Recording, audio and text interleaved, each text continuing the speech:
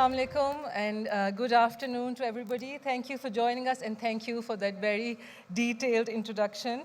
Our speakers are joining us. This is an exceptionally important panel. I know it's a little late in the day and you guys must be tired, but climate change is so important. It impacts all facets of our existence, and which is why discourse on climate change must become routine for us. But talking about climate change is incomplete if we're not talking about the solutions to adapt to and mitigate the climate change. And to that effect, we have with us a splendid panel. Joining us in person is Ms. Afia. And I'm giving very brief introductions because there isn't enough time. Otherwise, the accomplishments of our panelists stretch above and beyond. Ms. Afia is a journalist. She focuses on environment, on climate change, gender, and other rights-based issues. She is also a member of several very prominent commissions.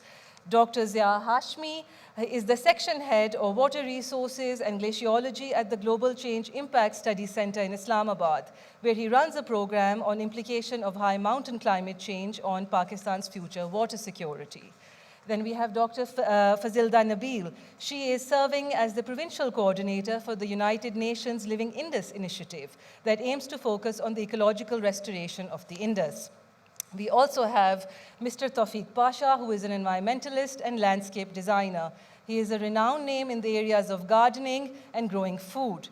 Mr. Pasha is also an experienced master trainer, having trained thousands in kitchen gardening for food security and women's livelihood. Joining us, hopefully, will also be Dr. Peter Kalmus from the United States. Dr. Peter Kalmus is a climate scientist at NASA at Jet Propulsion Laboratory, where he is the recipient of NASA's Early Career Achievement Medal. He is a climate activist, the founder of the Climate Ad Project, and an author of the book Being the Change, Living Well and Spark a Climate Revolution. And last but not least, joining us from London eventually will be Mr. Hamza Farrukh. Hamza is the founder and president of Boonde Shams, a water tech charity that has provided an estimated 65 million cups of clean water to last mile villages in Asia, the Middle East, and Africa, using what is called a unique solar-powered water solution. He also helped save lives in Pakistan's catastrophic floods this year by providing clean drinking water. He has won various accolades and awards for his work. He is also the vice president at the Goldman Sachs London office. And so without further ado, the idea is that each panelist will be asked one question, and if I could please request that you restrict your answers to 5 minutes so that everybody gets a fair chance to speak. The last 10 to 15 minutes will be to take any questions the audience may have. Ms. Afia, can I please request you to take the first question and set the stage for this talk by elaborating on the climate impacts that are currently plaguing Pakistan and what challenges are encountered while combating climate change in the country. So thank you very much for this. It's a very, very broad question, and there are no simple answers to it, but I'll try to sort of encapsulate. So climate change impacts can be gauged on Pakistan can be gauged by the fact that for the past decade and a half, we have been in the top 10 bracket of the vulnerability index that is issued every year. And the world has over, 180, 85 countries, 86 countries. To remain in the top 10 bracket means that the world perceives that Pakistan's threat level is so high. But as a journalist, if I do an audit of the media, I do not see the narrative having a corresponding urgency or corresponding importance in the media. I do not also see the corresponding importance or awareness generally among societies. So what ends up is people like us are talking to each other and we are preaching to the choir. But it is time we realize that Pakistan is not just a very highly vulnerable country, but it's a multi-threat country. So generally, when people who read about climate change, I know that now the conversation is slowly getting into these things, they think of heat waves, or they think, they say global warming, etc. But what that global warming sets off in Pakistan is what we need to see. We've got Dr. Hashmi, who I'm sure will elaborate on what it means for our glaciers. And Dr. Fazilda is here, who will show us that what it means for our water resources. But the multi-threats are that I live in a coastal city. Pasha is also from there. And one of the biggest threats, we have almost a 110-kilometer coast of Pakistan, and the threat from sea level rise is there as well. And Pakistan's largest, most industrialized, and the most densely populated city is located on that coast. So if you see the scientific models which show that with so many degrees, some percentage of a degree of temperature rise, how much of the water is going to come inland. So it is not the thought that the water coming inland will actually inundate maybe the Habib Bank Plaza, or I think that was the tallest building when we were growing up. There are other taller buildings. What it means is that the water coming into that city is going to disrupt life as we know it. It is going to disrupt industry. The industry disruption will mean it will disrupt the entire supply chain of Pakistan, because Karachi holds the entire country's economy within its palm.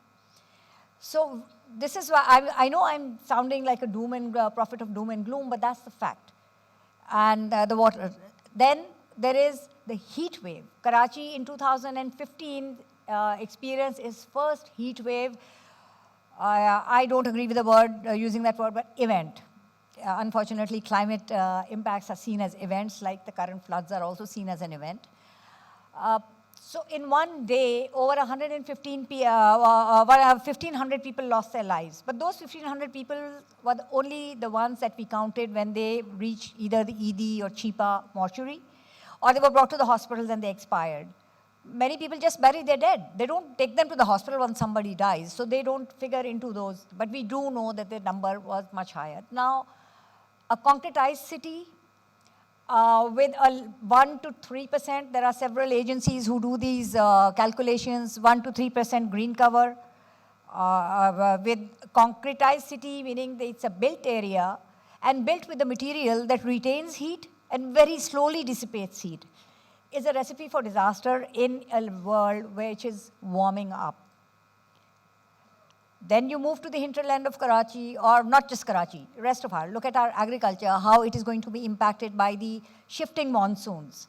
One is the pre-monsoon phenomenon that we have been experiencing for the past 5 or 6 years in the plains of Punjab, when the crop is ready to be harvested, and in March or April, they experience these sudden torrential rains as well as hailstorm, which absolutely kills the standing crop. It kills the livestock. We have not been able to figure that out yet, and we have not adapted to that to change the cropping pattern, what time to sow, what time. So that is where technology, that is where science, and that is where research needs to come in. And if I jump fast forward, because I have to look at this as well. I don't want you to put you in the spot or encroach on the other time. If you look at the floods that we are experiencing right now, there are two things that have happened that can be related to climate change. Yes, the damage is extensive. Not all of it is because of climate change. The volume of rain, yes, that's climate change. We have never received this much rain. And the geographical shift of where that rainfall fell, that is not the monsoon region. Traditionally, you don't get monsoon there. So basically, one threat is, we've got desertification, we've got sea level rise, we've got glacial melt and shifting monsoon. But the biggest threat of climate change, and not just for Pakistan, is the unpredictability of the things that will happen. And are we ready for that? And my answer to that would be no, a big no. Because even these monsoons were predicted in April, the rains came in July. And yet, look at the extent of devastation. The drains hadn't been cleared. Yes, the volume was extraordinary, but there were people who were living in waterways. So are we going to learn any lessons? Are we going to do it better next time? I wish the answer was yes, but my answer to that is maybe.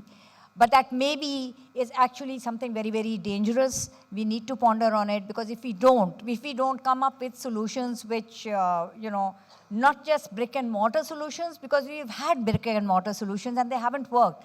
If you would just look up the report filed yesterday by a Balochistan journalist, there were 180 dams which broke. So it's for people who say we need more dams and we need more brick and mortar structures, that obviously isn't working. So there's something else that we need to do, and maybe go closer to nature, because nature, which we are harming, it actually holds the solutions within it, and we need to look towards them and we need to focus them. And I'll stop here. Thank you. Thank you, Ms. Afia, for comprehensively summing it up. We are very lucky and thrilled that Dr. Peter has joined us from the United States, and so I'm going to take the conversation over to him. Dr. Peter, thank you for joining us.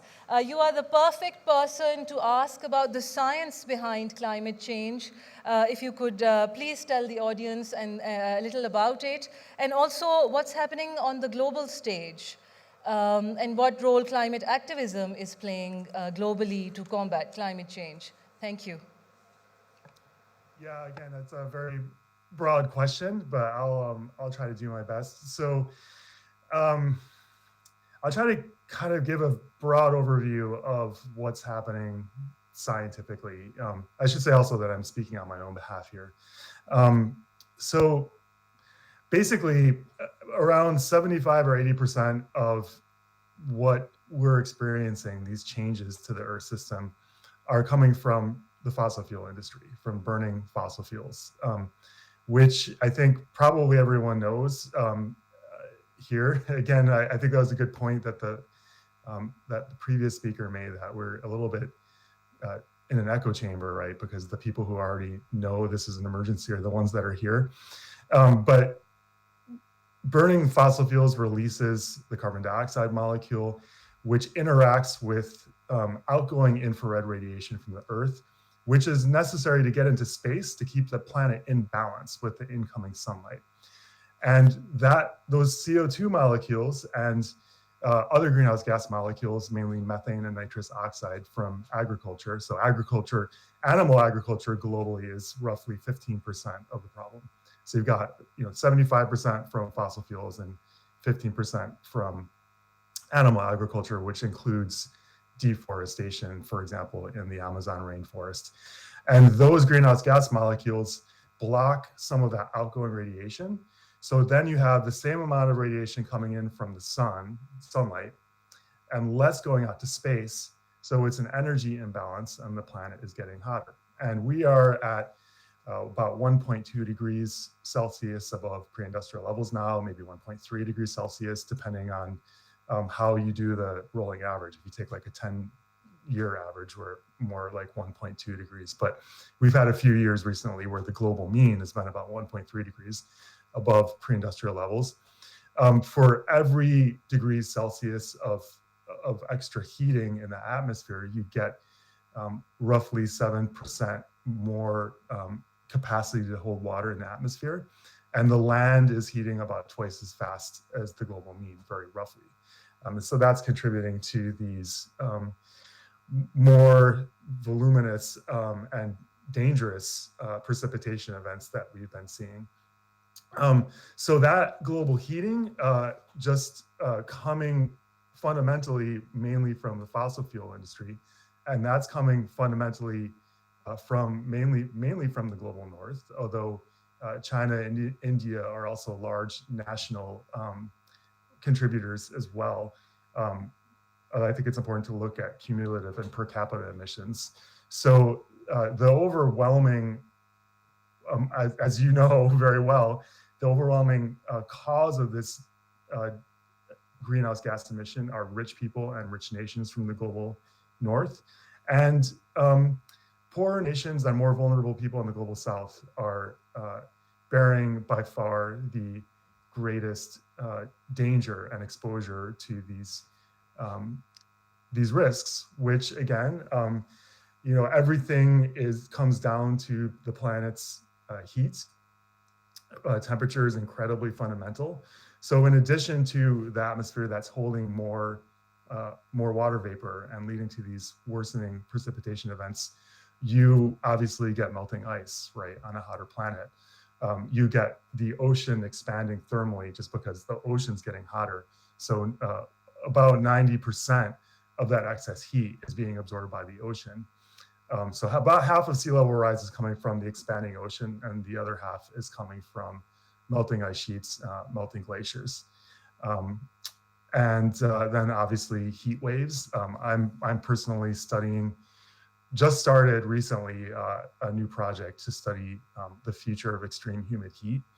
And that, along with agricultural impacts, which could lead to, which I think is already starting to lead to higher food prices, and that trend will continue, are probably the two things that have me the most terrified for the future of our species. So it's kind of a rambling first response. So hopefully we can get to kind of additional questions. I know this was supposed to be a technology session. I would like to warn the people listening to be very suspicious when rich nations and corporations talk about things like geoengineering and direct air capture of carbon and carbon offsets.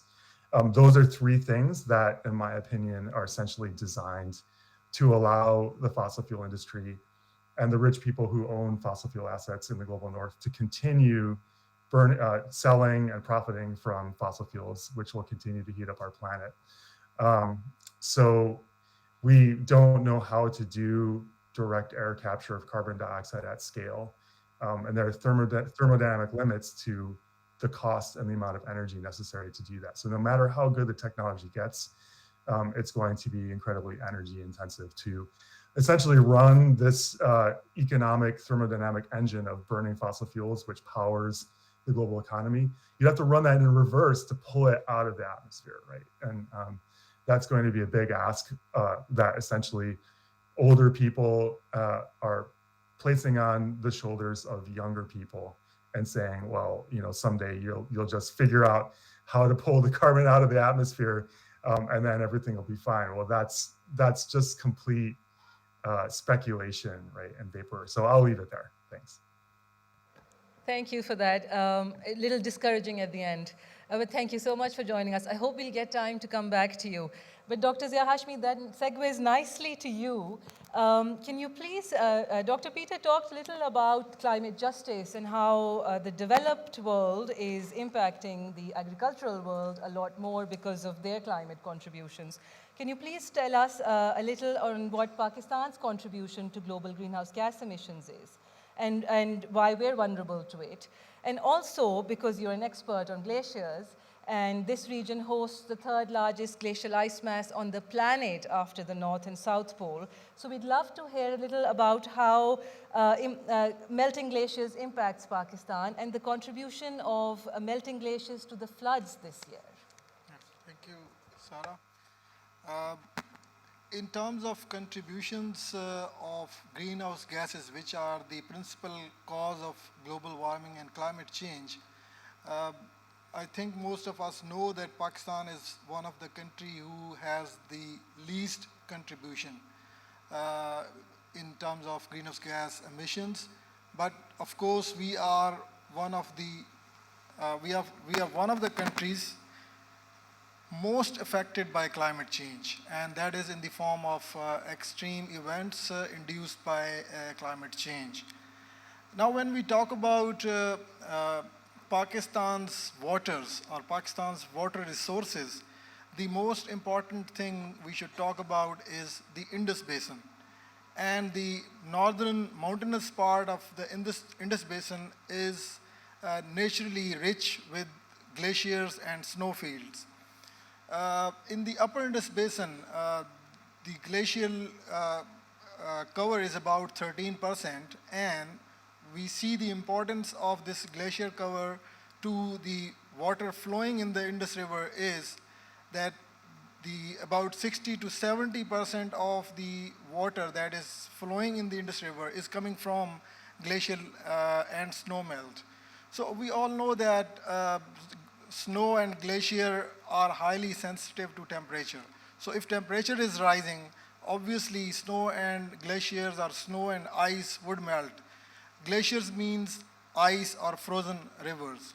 So obviously, as it is happening globally, the rate of the rate of melt of our glaciers and snowfields has been accelerating due to rise in temperature and average rise of temperature of Pakistan. During last 120 years, Pakistan's average temperature has risen by about 1 degree centigrade. And by 2050, the average temperature of the Indus Basin is expected to rise by about 2 degrees. So whatever the impacts we are currently experiencing are just as a result of 1 degree rise of temperature. And what would happen, and what is happening actually, as the temperatures are rising, the accelerated melting of glaciers and snowfield is happening. It is actually increasing the river flows. So according to a hydrological concept, once the glacier melts, start increasing, it increases the flow to a point to which we call as the peaking of the rivers, where we actually that is a point where we have lost most of the glacier cover. So in the Indus Basin, it is expected that peaking point would reach around the year 2050. By 2050, it is expected that rather than the accelerated melting, rather than increasing the flow in the rivers would start decreasing.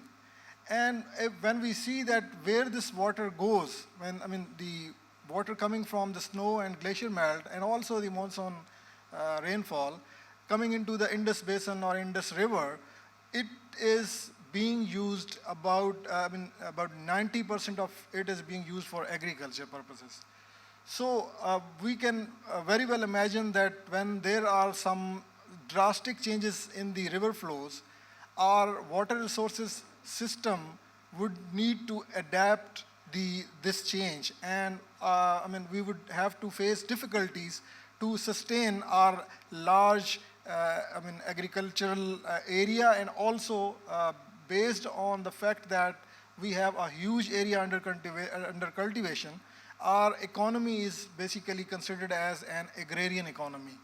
So our agrarian economy is going to be hit very severely, and this is actually going to affect the sustainable development of this country. So glaciers, that is why glaciers are called barometers of climate change. So Pakistan actually is also facing a threat in future, that due to drastic changes in the river flows, due to changes in the glacial melting, Pakistan would have to, we would not be able to go with business as usual scenario. And we have to break the status quo of our practices, and we have to adapt to climate change. Thank you, Dr. Zia. Hopefully we'll get some time to come back to how we can possibly adapt to glacial melting in the country. But that takes me to you, Dr. Fazilda. We are talking in very dire terms. So maybe you can give a little more sort of solution-oriented approach for the audience here. You worked on the Living Indus initiative, which proposes a lot of nature-based initiatives also. Can you please elaborate on what they are and their benefits and what they can do for the ecological restoration of the Indus? Thank you, Sara. So, as Afia and Dr. Peter, Dr. Zia, they have illustrated, we're really witnessing a planetary crisis unfold in real time. 2022 alone has seen massive wildfires, extreme heat waves, mass floodings in Pakistan alone. And every moment, there's an even more pressing need for change. There have been many opinions and prescriptions that have been floating around. I was looking at the abstract for this session. Some say we need more grey infrastructure, better early warning systems, better governance. But I want to, and without undermining the importance of any of these, I want to take a minute to say and to highlight how the solution to all of these natural calamities might lie in nature itself. So while it could be worthwhile for us to use nature and nature-based solutions to build climate resilience. Now, it seems like a really nebulous term, nature-based solutions. What are these? How do we use them to build climate resilience? Nature-based solutions are simply working with nature rather than against them. So, for instance, mangroves is a brilliant example of of how nature-based solutions can support climate resilience. If all the mangroves in the world were destroyed, you'd see a multifold increase in coastal flooding. Mangroves provide a number of ecosystem services. So they provide habitats for fish, they provide timber for communities, they filter water, and most importantly, they store carbon. So if I talk about the mangroves in Pakistan, the mangrove forests in Sindh are the 7th largest arid mangrove ecosystems in the world, and they sequester about 76.4 million tons of carbon. That is a sizable amount. If we don't protect critical ecosystems like these, and they're rapidly deteriorating, we're all aware of that. If we don't protect critical ecosystems like these, we're really then letting them convert from important carbon sinks to carbon sources, and that change is going to be catastrophic. Another sort of example is urban forests. While great infrastructural solutions are needed for densely populated urban areas, especially those with limited space to prevent urban flooding, but urban forests are extremely valuable. There have been some important positive developments made in this regard. There is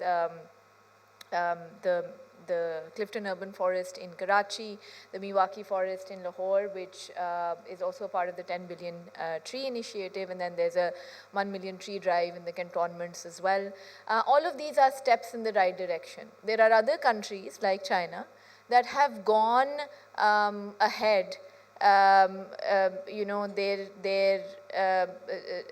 China has established what are called sponge cities, where the city acts as a sponge for rainwater, as the name suggests. So and even the roads are made out of porous asphalt to absorb the rainwater. So we really, there's a lot of thinking, global thinking that is going into this. It has been estimated that nature-based solutions such as these can mitigate up to 37%, can provide up to 37% of the mitigation that is targeted in the Paris Agreement. So they're a very, very important part of how we're going to take our climate mitigation and adaptation forward. And that is the thinking behind the Living Indus initiative. It's an initiative now approved by the cabinet, by the government of Pakistan. And it aims at, it's an umbrella initiative, proposes about 25 interventions. Most of them are based on nature-based solutions. Let us come back to the Living Indus initiative. We're running out of time. Okay. Yeah, sure. Thanks a lot. Hamza, I hope you can hear me. Thank you for joining us from London. So your Boonde Shams initiative is very famous, and you won a lot of accolades and awards for it. Can you tell us how a solar water box works? And you've had a lot of success with it and helped save so many lives.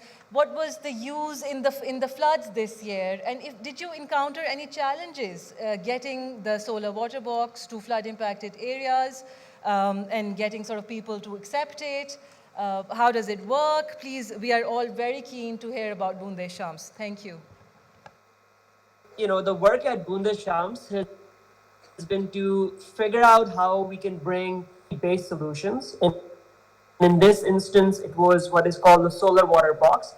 And what the box uses solar energy to extract groundwater or borehole water in this instance. And then, it utilized two bases of filtration, including micron, and to make water drinkable and make water potable. And the idea was, look, we want a solution which is, works, but which is long-lasting, which is robust, which can be delivered, wasn't meant as a disaster response sort of flood relief response solution.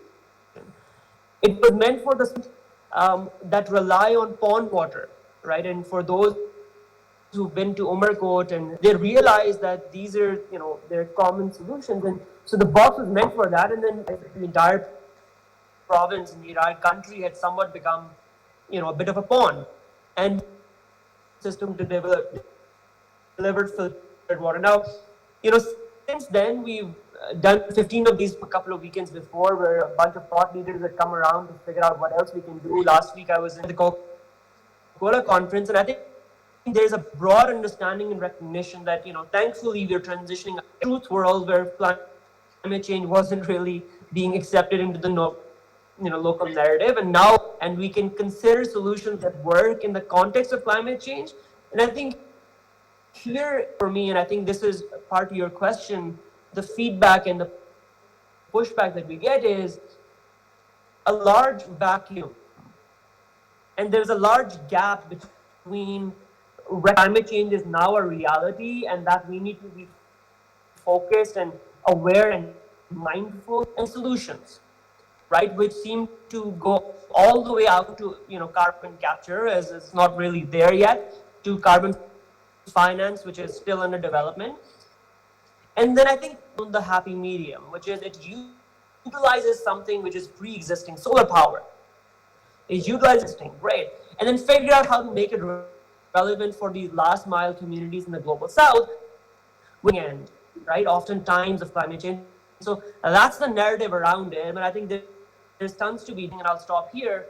It is becoming a medium and a sort of, for young people. In Pakistan, we hear this very often. Almost 40% of our population is under the age of 20. But we need to give ourselves the ability to actually lift ourselves up, right? We're not on the global north to come drop dollars and fix climate change in our country. So what can we do? We can, which is, the best equalizing force in this generation, and figure out how to take it there. Thank you. Hamza, I'm so sorry. I'm going to have to cut you because we're running short of time. But thank you so much for taking the time out. Tofiq, Pasha Saab, thank you for waiting patiently. I think everybody wants to hear about kitchen gardening, how we can all do it, especially if we don't have too many hours in the day, if you're working, if you're a student. And also how kitchen gardening can be used to generate livelihood for women. That's very important for our country. Thank you. Okay, thank you. Thank you for your question, and thank you for having me here. We are talking about climate change, and you must realize that food security is one of the biggest threats that we are facing due to climate change. The floods are destroying our agricultural lands. Even when Dr. Saab said about the river will start running out of water, but before that happens, we'll have many more floods with the melting of the glaciers. Your question relating to kitchen garden, this is definitely going to help us. It's going to mitigate the consequences of climate change, which is causing food security. A lot of the land is still underwater. Where I farm in Sindh is underwater right now. I'm not going to be able to plant a wheat crop. I lost my chili, I lost my cotton.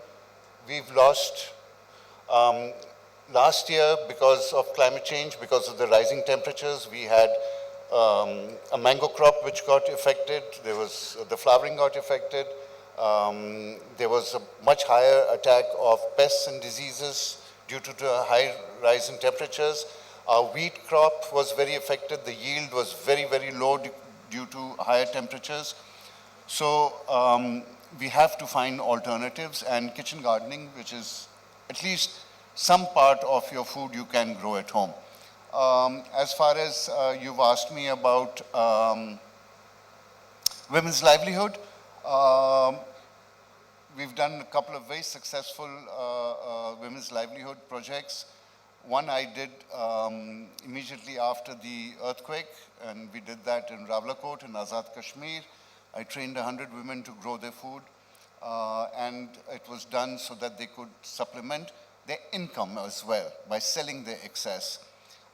We did one project in Karachi. That one, I trained 44,400 women. to grow their own food. Thank you. I've done 2 extensive gardening shows on TV, and I can only tell from the feedback that I meet people when I'm walking on the streets because they recognize me. So that means I have reached out. That was a medium which allowed me to reach into the homes and get to people. Hundreds and thousands of people probably are today growing food because of that. So what has that done is that, so right now this floods also caused, since onion crop was destroyed because we were just planting the onions. So the tomato crop was destroyed. And people were wondering, tomato kahan se aayega? So it came from Iran, it came from Afghanistan. So folks, this is a very serious issue. Food security, there's so many issues. I mean, climate change, this effect of it, earlier on we were talking that 15 years ago, 20 years ago, had anticipated that 22 million people would be displaced in Southeast Asia. There would be climate migration. There has been climate migration of 33 million people only in Pakistan this year. So yes, we've all got to grow our own food, but we've also got to look after our environment and our earth, and we have got to play a role in making this change and mitigating all the consequences of climate change. Thank you so much, and thank you for keeping it very comprehensive also. We have one very important question from the audience, and I would like to ideally give all speakers a chance to comment on it. Please keep your answers to about a minute, minute and a half. I know it's tough. Dr. Peter, thank you for staying with us. The question is fairly simple, actually, but just nuanced. The answer is nuanced. We would like to hear your thoughts on climate activism and whether the and who should take the and where should the action really start from? You know, should it start from the private sector, from civil society, or should we rely entirely on the government? Thank you. Right. No, we shouldn't rely entirely on the government. Here in the United States and in many, many other countries, it's quite clear to me that our government officials, many of them are basically what you could say captured by the fossil fuel industry. So the fossil fuel industry has tons and tons of money. And so they can spend a tiny amount of it to give donations, right, to politicians who then try to ensure that new fossil fuel projects, for example, are greenlit. So around the world, at a time when we should be heading into emergency mode and ramping down fossil fuel absolutely as quickly as we can, we still have world leaders doing everything they can to expand the fossil fuel industry.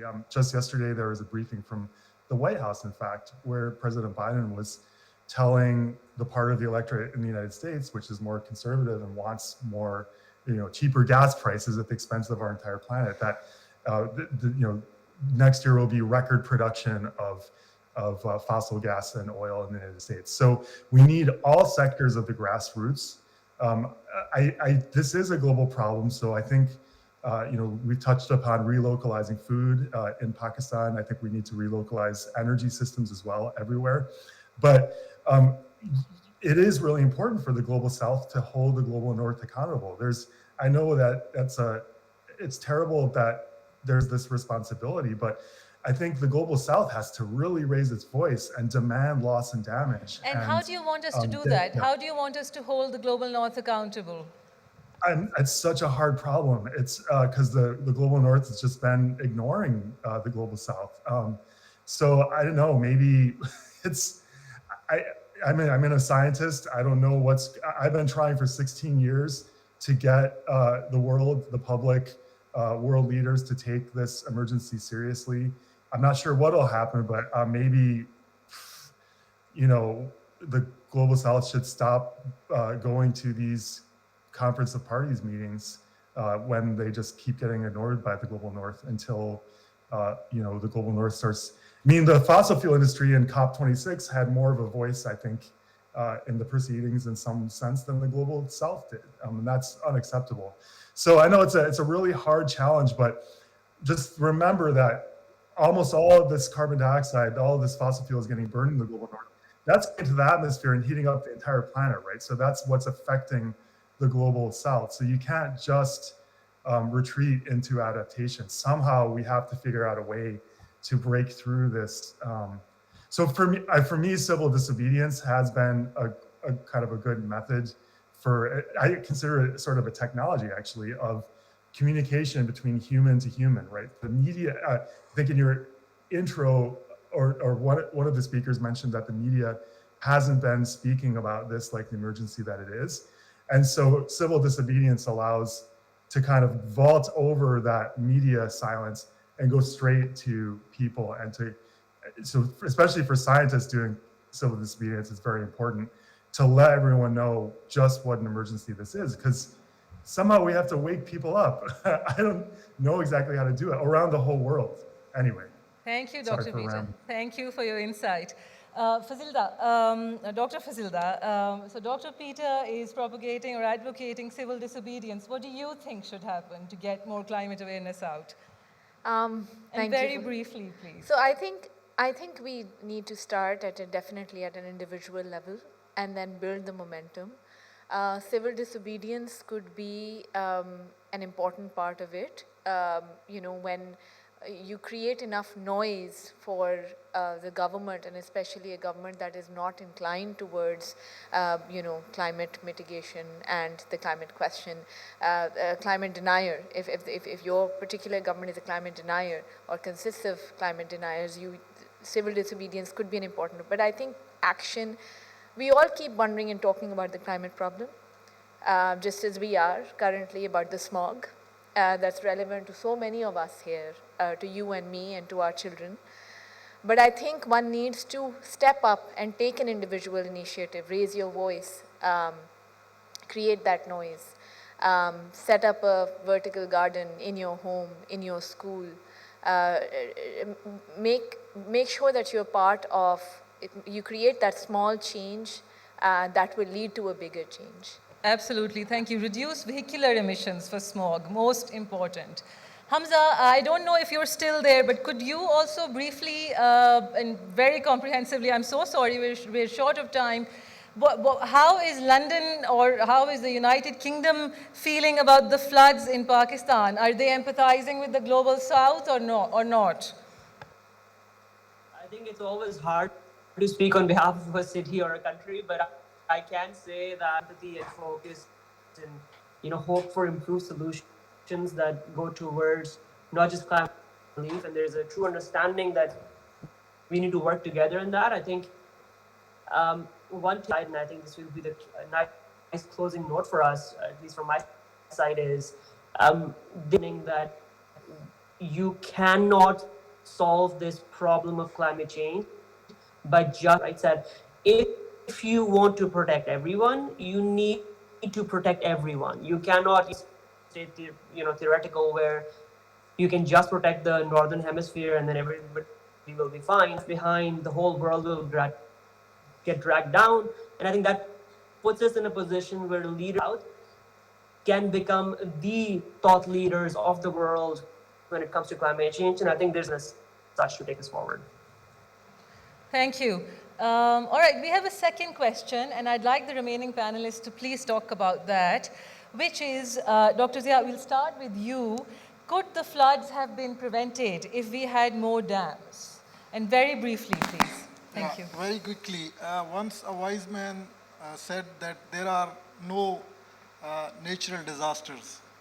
There are natural events, extreme events, and we humans make them disasters. So I would straightforward say that the dams are not the only solution. I mean, if we had, even hundreds of dams, we cannot prevent the floods. But if we have dams, if we have aware people, if we have state-of-the-art early warning systems, if we have an improved form of governance, if we have regulations being implemented, then of course we can minimize the damages due to floods, but we cannot avoid floods.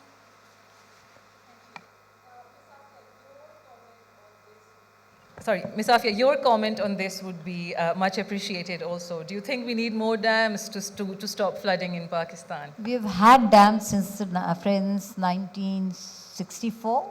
When was the IWT? And after that, we had dams. Did we not have floods? We have had cyclical floods, right? So dams are not a flood mitigation mechanism. In fact, if they are not maintained properly, and I just, in my opening answer, I mentioned the report was out just yesterday. 180 dams were in Balochistan and they broke. And that breaking of those dams caused the devastation. Like very rightly said by Dr. Zia Hashmi, yes, the rain was torrential. But had those dams not broken and flooded those little towns, the damage would have been much less. So, and you've heard from Dr. Fazilda, there are nature-based solutions. So people think of dams in for two reasons. They think it's going to stop the floods or it's going to store water. Do you know that when the country was going through this very devastating flood event, Mangla never filled. Tarbela was open, the spillway was open the month after these floods. So there wasn't any flood in the river Indus. This was a rain flood. So people also need to not make the wrong comparison, because wrong comparisons lead you to wrong answers. There was no flood in Pakistan in the river Indus this year. No, not in a single place did the river burst its bank, right? So we need to understand all these things, all these dynamics, and if you put these infrastructure and then if you don't maintain them, you are going to have mega damage. So these dams are not a solution. Also, quickly before ending, dams are a technology of the 60s. We are in 2022. The world has learned to live in other ways of storing water, of saving water. We have so much of surface evaporation from these large water bodies that we beat the drum about, oh, सबसे बड़ा दुनिया का सबसे बड़ा dam हमारे पास है. उसके बाद आपके पास यहाँ पे fog आती है 3-3 महीने के लिए. Why do you think you get this smog? You have so much of evaporation which just doesn't dissipate in the winter months. You have so much of pollution on which settles on those water vapors, and you get smog. So thank you very much. It's human. It's not nature. I'd like to say something मैं on आपके that, pass please, ही आ रही हूँ. if you don't mind. जी. Do you want to talk about that? Yes, because dams has become a major issue. But, you know, Sindh is where the flood actually happened. And where are you going to put? It was all of Sindh which had rain. When Afia just said there was no river flood in Pakistan this year, we are still holding water all across Sindh because it rained so much in Sindh. It's not that the water came from somewhere. मेरे sir पर किसी ने पानी गिराया. वो कहाँ रोकेंगे? मेरे सर के ऊपर तो नहीं रोक सकते हैं ना. Dams could not have done anything about it. So dam, this is, ये एक ढोल है जो किसी और वजह से बजाया जाता है. ऐसा नहीं है. There were so many other things, but since we haven't got time, I won't comment Actually, on any I of do them. want you to comment on something and very, very quickly, which is climate justice. It's been the underlying theme of our talk also. This is what I mentioned earlier on. गरीब आदमी मरता है जी. हमने तो सबने पक्के घर बनाए हुए हैं, ऐसी जगह में बनाया हुआ है where there is no issue. And if so, my daughter's salon got flooded out. She had 8 feet of water inside the salon. And everybody I mentioned it to, they said, Bukhari mein tha na? Haan, Bukhari gets flooded. But then what did we do? We got these huge vehicles, we got a lot of manpower, we picked up everything, put it in the trucks. We would have also got into the trucks and moved it out of there.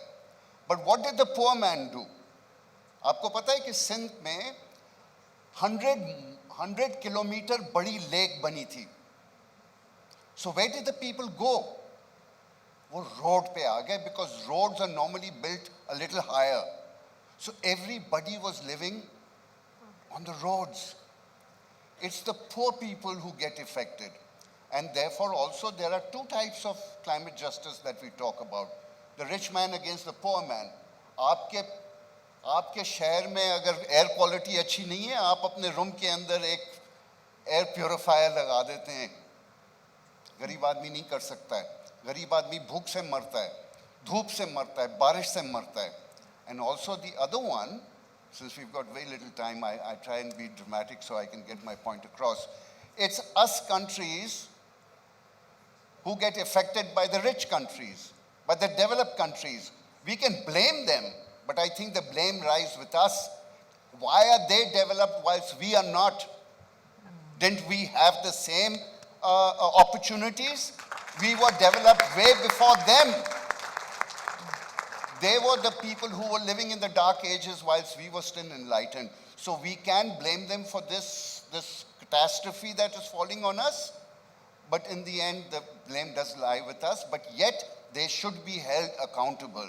And for the other question, you and me, we can all do something individually, collectively, but we also have to raise a voice and get our government, our state, our city, our community to do something. It is their responsibility. मैं तो थोड़ा सा कर सकता हूँ, अपने हिस्से का कर सकता हूँ. मैं 4 लोगों को पढ़ा सकता हूँ, 4 लोगों को खिला सकता हूँ. पूरे शहर को नहीं पढ़ा सकता हूँ, पूरे मुल्क को नहीं पढ़ा सकता हूँ, पूरे मुल्क को प्रोटेक्ट नहीं कर सकता हूँ. So finally, the responsibility is of the state.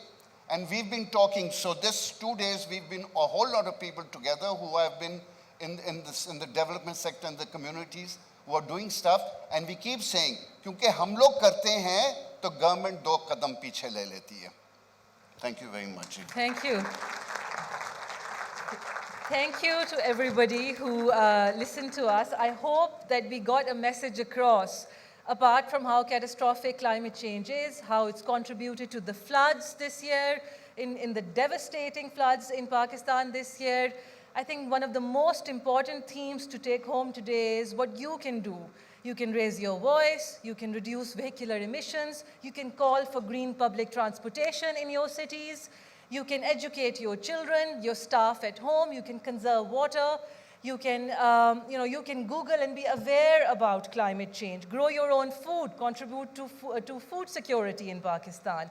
There is a lot you can do. The initiative should be there, the drive should be there. This country is yours, this planet is yours. Take it as yours. I'd like to thank our lovely esteemed panelists, and I'd like to thank Dr. Peter for joining us from the United States, and Hamza. I wish your connection had been a little more clear, but thank you nonetheless. Thank you all for your time. Bahut shukriya, and have a lovely evening. We'd like to thank our sponsors, UBL in particular, and the Beacon House School System for organizing this event.